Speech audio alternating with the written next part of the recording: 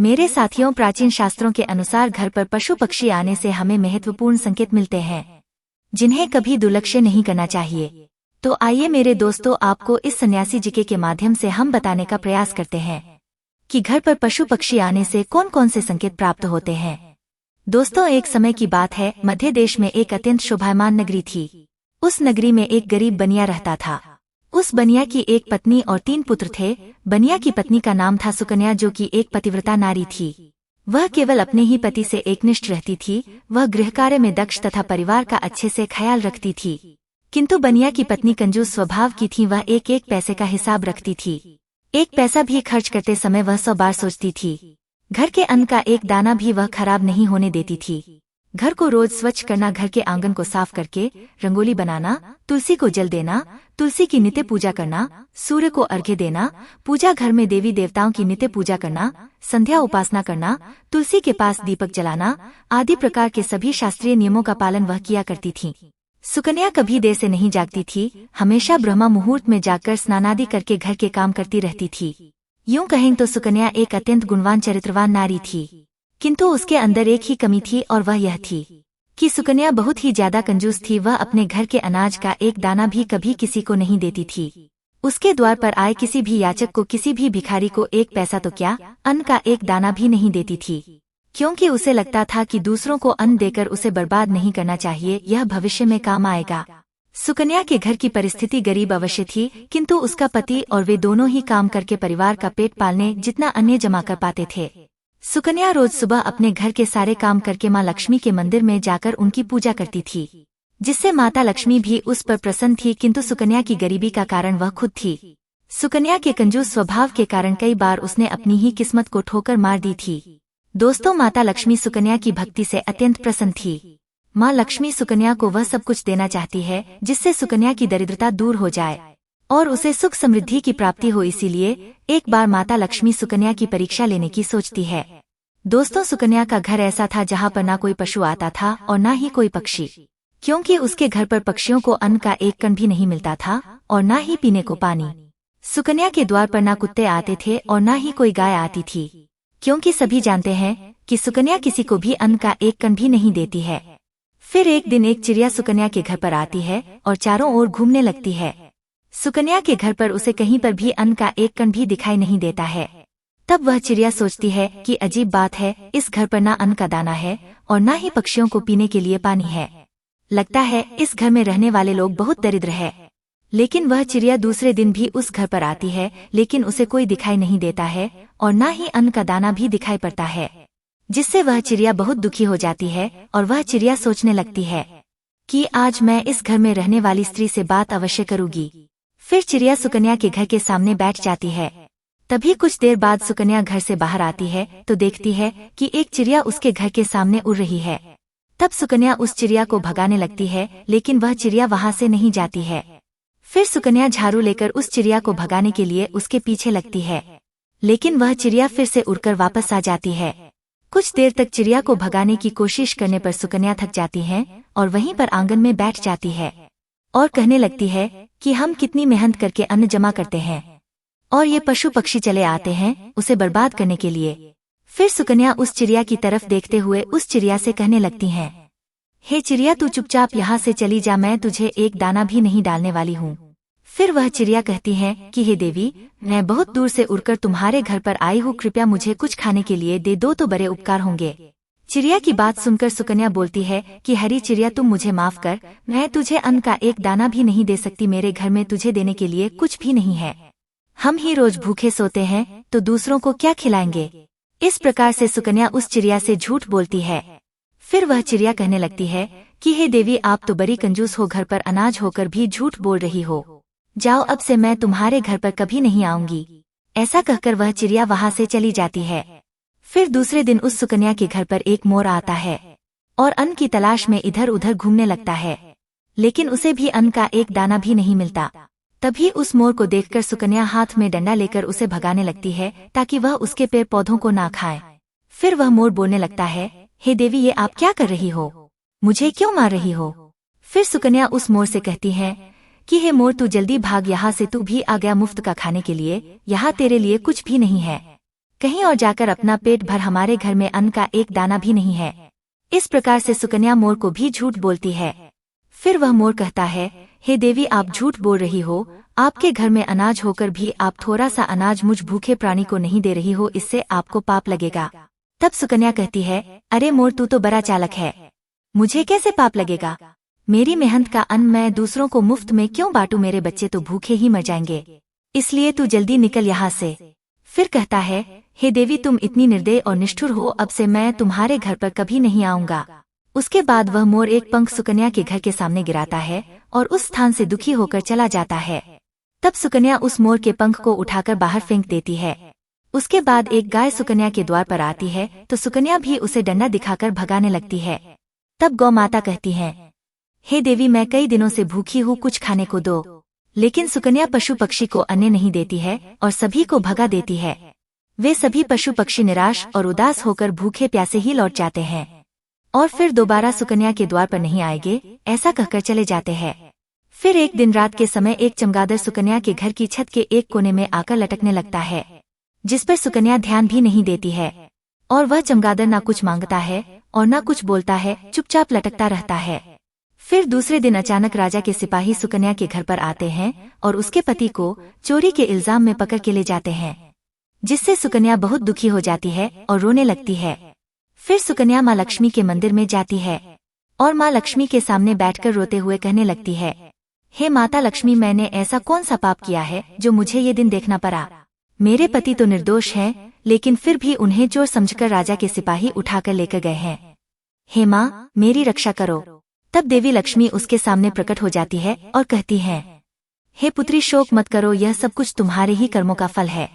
मैंने तुम्हारी दरिद्रता दूर करने के लिए तुम्हारे घर पर पशु पक्षियों को भेजा था, किंतु तुमने उन्हें अपमानित करके घर से निकाल दिया।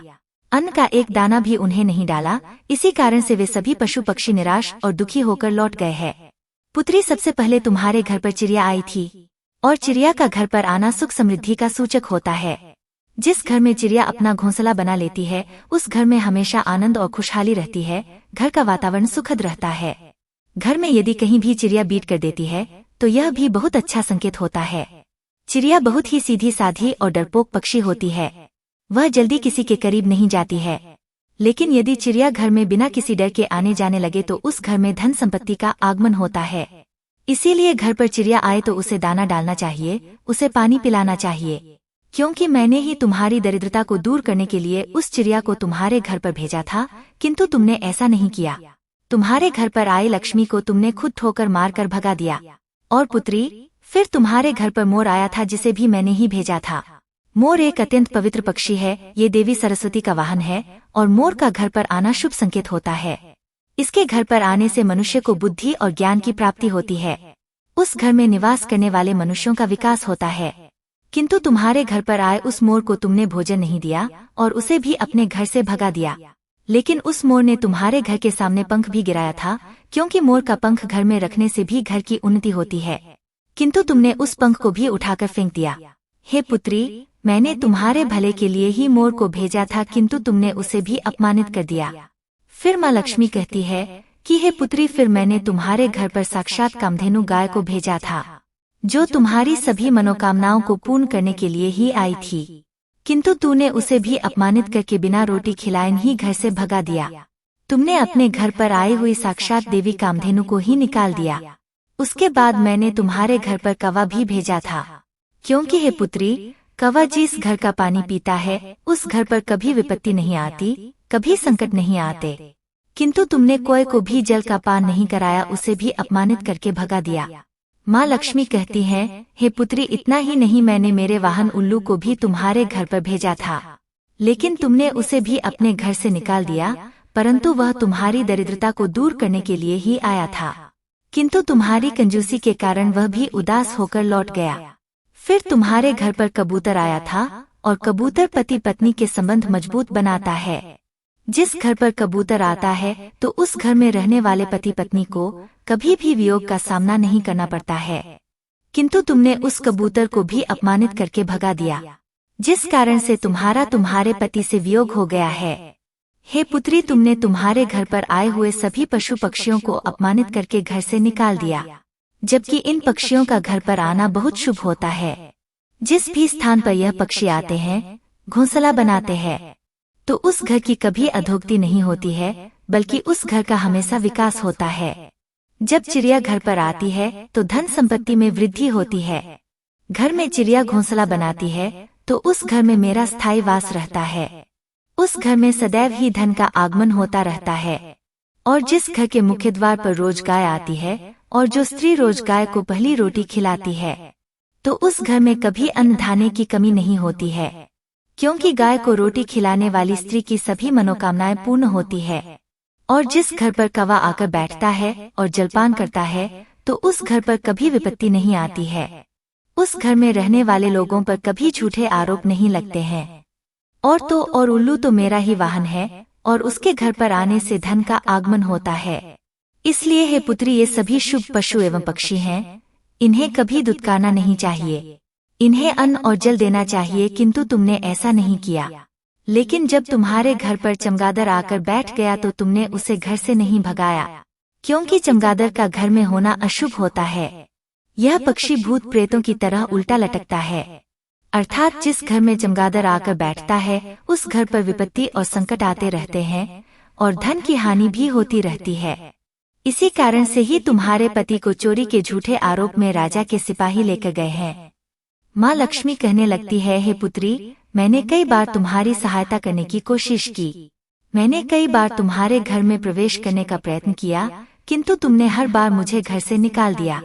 इसी कारण से तुम्हारे ऊपर विपत्ति आई है। माँ लक्ष्मी की बात सुनकर उसको अपनी भूल समझ में आती है और वह माँ लक्ष्मी से क्षमा मांगने लगती है और कहती है, हे माँ लक्ष्मी, मुझसे बहुत बड़ी भूल हुई है। अब से मैं द्वार पर आए कभी किसी प्राणी का अपमान नहीं करूंगी। फिर माँ लक्ष्मी अंतर्ध्यान हो जाती है और सुकन्या लौटकर अपने घर पर चली आती है। घर पर आते ही सुकन्या सबसे पहले उस चमगादड़ को घर से निकाल देती है और अपने घर के आंगन में पशु पक्षियों के लिए जल और दाना रख देती है। फिर अगले ही दिन उसके द्वार पर वह चिड़िया आती है। सुकन्या बड़े ही प्रेम से उस चिड़िया का स्वागत करती है और उसे अन्न खिलाती है। फिर गौ माता आती है तो सुकन्या एक रोटी निकालकर गौ माता को खिला देती है।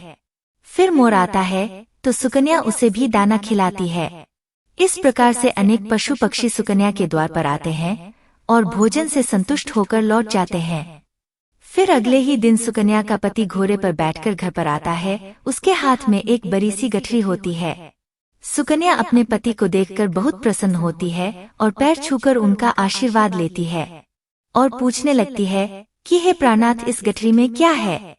तो उसका पति बोलता है, राजा ने गलती से मुझे चोर समझकर पकड़ लिया था, किंतु जब राजा को पता चला कि मैंने चोरी नहीं की तो उन्हें बहुत पछतावा हुआ और उन्होंने मुझसे क्षमा मांगकर बहुत सारा धन और ये घोड़ा देकर मुझे विदा किया। इस चमत्कार को देखकर सुकन्या बहुत प्रसन्न हो जाती है और माँ लक्ष्मी का अनेक बार धन्यवाद करने लगती है। तो दोस्तों, इस प्रकार से हमारे घर पर आने वाले पशु पक्षियों से हमें शुभ और अशुभ संकेत मिलते हैं, जिससे हमें कभी दुर्लक्ष्य नहीं करना चाहिए। नित्य अपने घर के आंगन में पशु पक्षियों के लिए दाना और पानी जरूर रखें, जिससे माँ लक्ष्मी की कृपा आपको निश्चित ही प्राप्त होगी। और हाँ दोस्तों, कई लोग छिपकली को देखकर डर जाते हैं और उसे तुरंत ही घर से भगा देने का प्रयास करते हैं, और कुछ लोग तो बिना जाने ही क्रोध में आकर छिपकली को मार देते हैं। लेकिन शायद आप नहीं जानते कि छिपकली का घर में आना बहुत ही शुभ संकेत होता है, क्योंकि छिपकली का संबंध धन की देवी लक्ष्मी से होता है।